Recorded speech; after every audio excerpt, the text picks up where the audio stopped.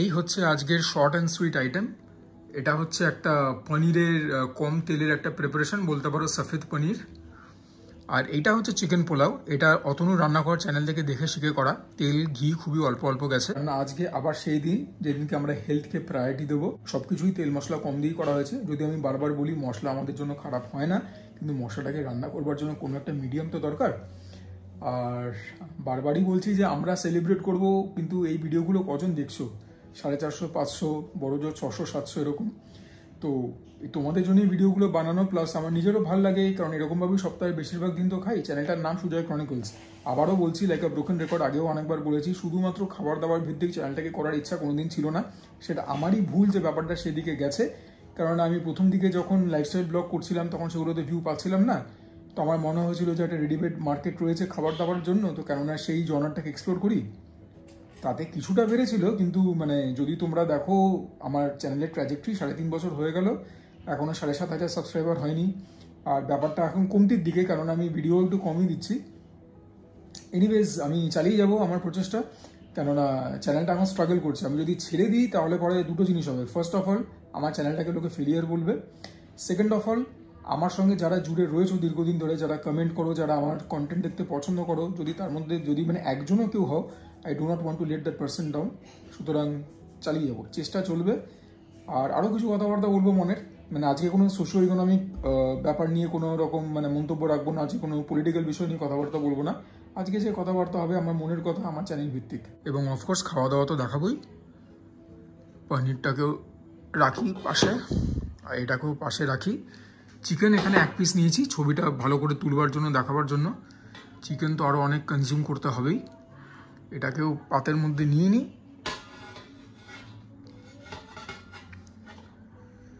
তোমরা রাইস দেখে কিন্তু বলবে না যে কম কার্বস হলো না, কেননা আমার যে ওয়ার্কআউট সেশনগুলো যায়, দোজ আর এক্সট্রিমলি ইন্টেন্স, ঠিক আছে?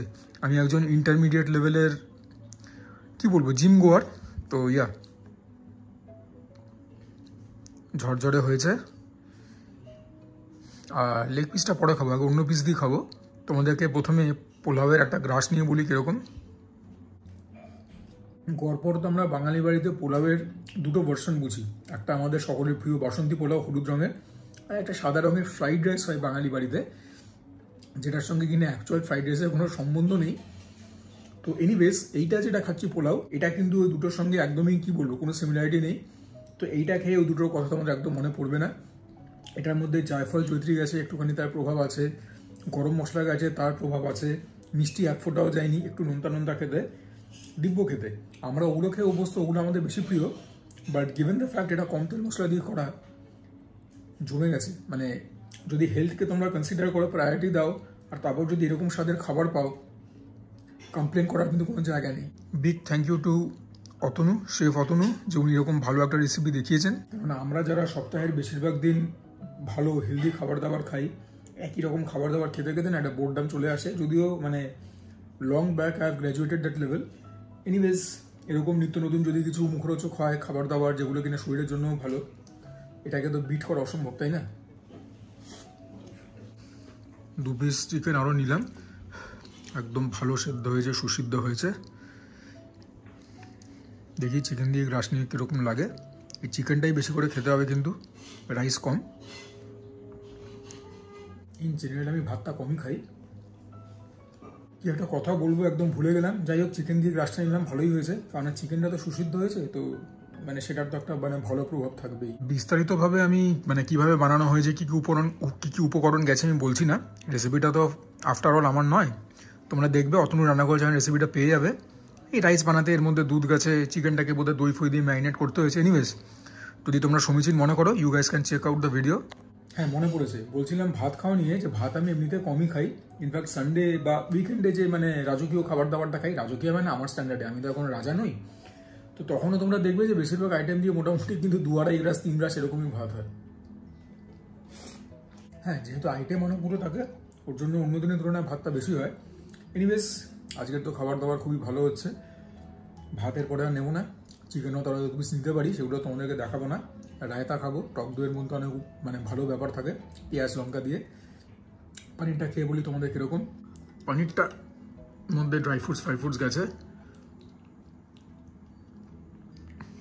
খুব ভালো প্রোটিনের সোর্স পনির।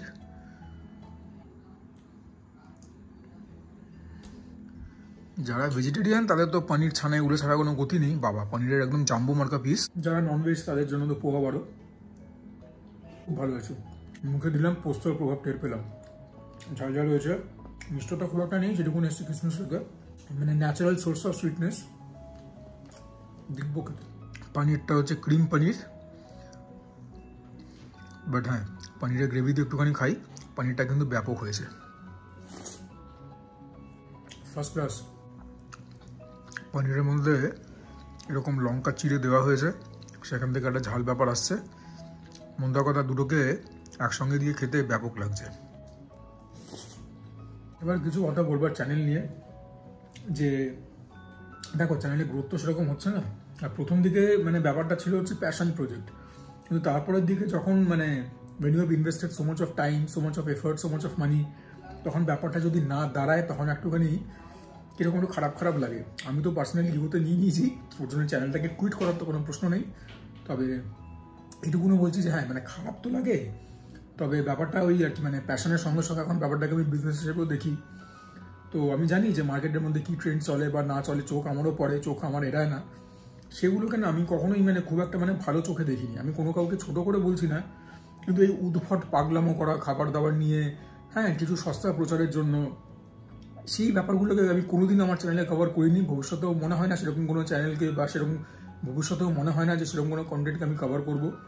উল্টা পাল্টা হুজুকে আমার মনে হয় যে আমি যে কাজটা করছি যদি সেটা সিনসিয়ারলি করি, অনেস্টলি করি, কোনো না কোনোদিন ঠাকুর নিশ্চয়ই মুখ তুলে চাইবে।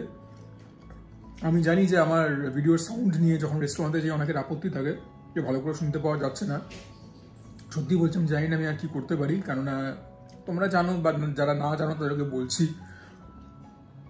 I already use a very expensive mic, ওটা হচ্ছে DJI Mic 2।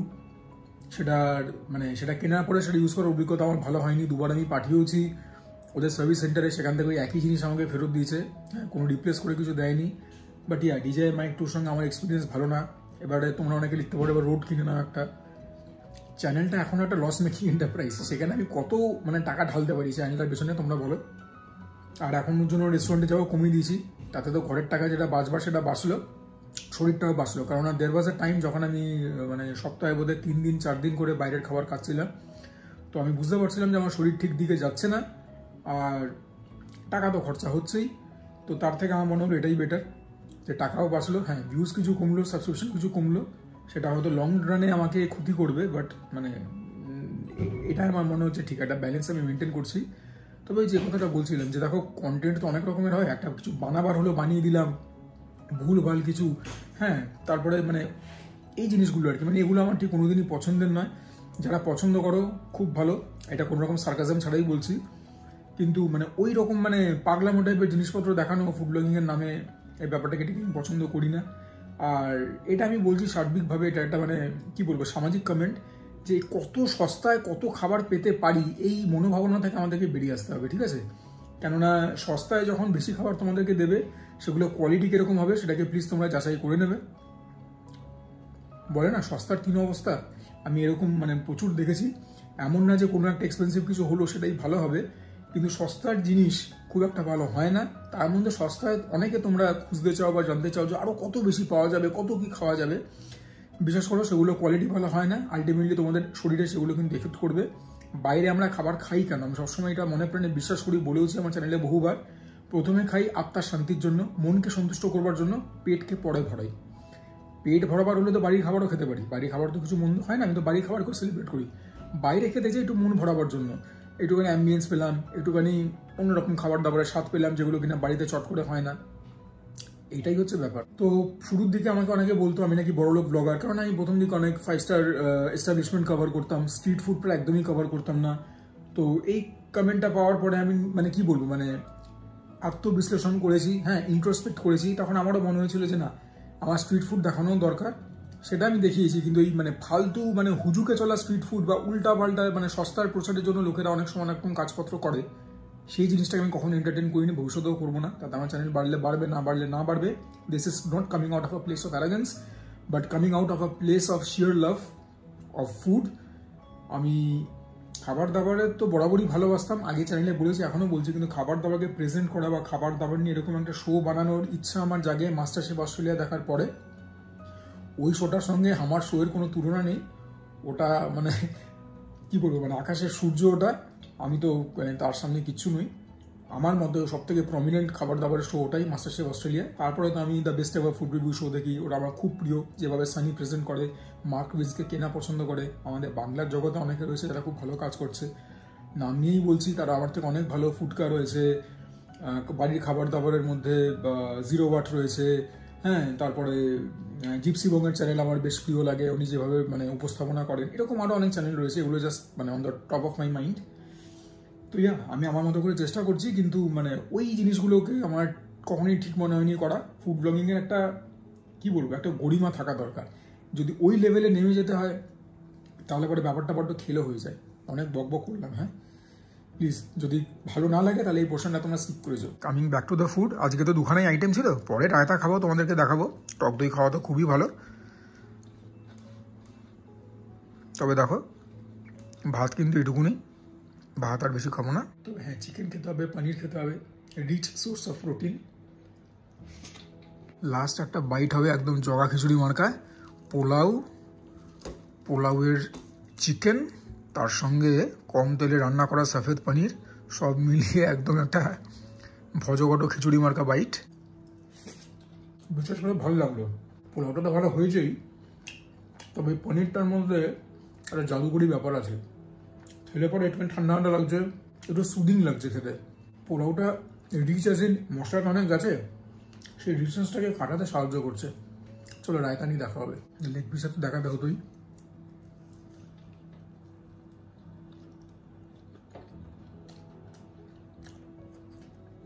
চলে এসছে রায়তা, দেখি টেস্ট করে। ফ্রিজে রাখা ছিল ঠান্ডা ঠান্ডা রায়তা, চাট মশলা, পেঁয়াজ, লঙ্কা দিয়ে অতি উত্তম। চলো উপরে। অনেক কথাবার্তা বললাম, খাওয়া দাওয়াটাও হলো। এই ভিডিওটাকে এখানে ইতি টানছি। তাহলে যদি ভালো লাগে please consider liking the video, চ্যানেলটাকে সাবস্ক্রাইব করো, না করলে পরে আমি এখন অফেন্ডেড হবো। Do share my content with your friends and family. তোমরা কমেন্ট করবে, তোমাদের কমেন্ট থেকে অনেক মোটিভেশন, ইন্সপিরেশন এবং information pi. And for now this is me Surya signing off. সবাই ভালো থেকো, সুস্থ থেকো, জমিয়ে খাওয়া দাওয়া করো, ভালো খাবার খেও, এরকম টাইপের খাবার খেও, এগুলো কিন্তু খুব ভালো শরীর স্বাস্থ্যের জন্য। তার সঙ্গে সঙ্গে ওয়ার্কআউটও করতে হবে, because working out is imperative.